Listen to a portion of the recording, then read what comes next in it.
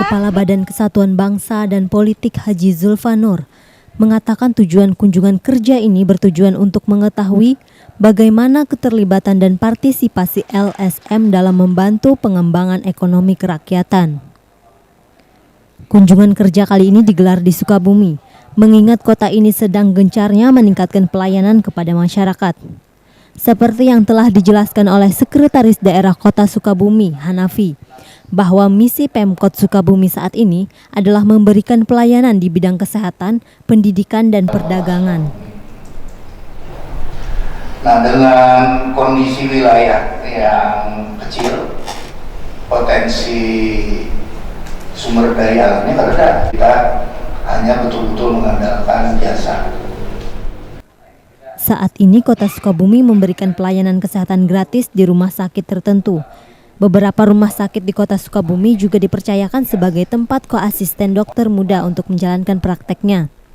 Sedangkan untuk mendukung perekonomian rakyat, Pemkot Sukabumi menyediakan bangunan 10 lantai untuk menampung 300.000 pedagang kaki lima.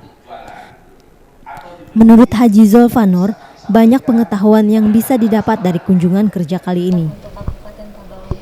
Baik, paling tidak kita mendengarkan tadi ekspos dari Pak Sekretaris Daerah termasuk para pejabat di Kota Sukabumi, khususnya masalah pelayanan publik di bidang pendidikan, kemudian di bidang kesehatan, ekonomi kerakyatan, dan perbankan. Yang mana nantinya kita akan coba untuk adopsi, untuk kita terapkan di pemerintah daerah Kabupaten Tabalong. Kemudian juga tadi diekspos oleh Pak Sekda masalah laporan akuntabilitas kinerja instansi pemerintah. Mereka sudah memperoleh nilai B berturut-turut 5 tahun. Di tingkat nasional ini merupakan suatu keberhasilan dan rapot, progress report untuk pemerintah daerah. Tentunya juga kita akan adopsi dan kita coba untuk menerapkan di Kabupaten Tabalong. Termasuk juga hubungan kerja antara eksekutif dan legislatif yang tentunya merupakan komitmen yang sangat penting di dalam menopang kebijakan pemerintah daerah. Mungkin itu saja. Terima kasih. Kunjungan kerja ini ditutup dengan penyerahan cenderamata dari kedua belah pihak. Pertanyaan kami yang pertama adalah, mungkinkah 3 BPR tersebut dilakukan merger? Ada keinginan dari pemerintah daerah untuk menyatukan sistem manajemen agar pengelolaan BPR tersebut bisa dalam satu komando. Mengenai mungkinkah 3 BPR ini merger, sebelumnya kami memastikan bahwa BPR Kota Sukabumi ini dari dulu sampai sekarang itu hanya satu, Pak.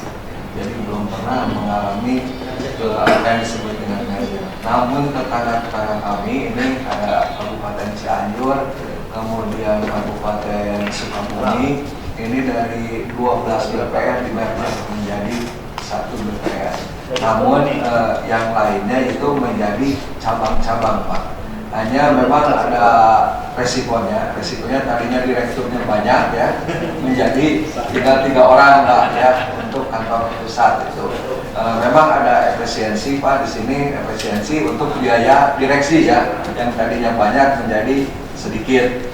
Yang kedua, dari sisi permodalan ini jelas dengan merger ini dari 12 menjadi 1 ini meningkat, Pak, modalnya. Rata-rata dari biasanya itu 1 BPR dulunya hanya 2 miliar, dengan adanya merger ini kalilah 12, jadi 24 miliar modalnya. Modal menjadi meningkat.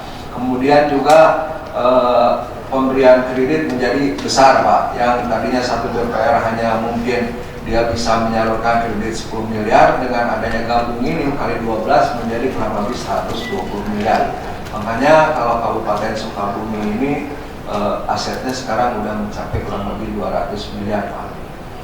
Dengan adanya modal secara otomatis meningkat, adanya efisiensi biaya, kemudian pengawasan lebih mudah ya. Begitupun sangat memudahkan pengawasan oleh OJK, Pak.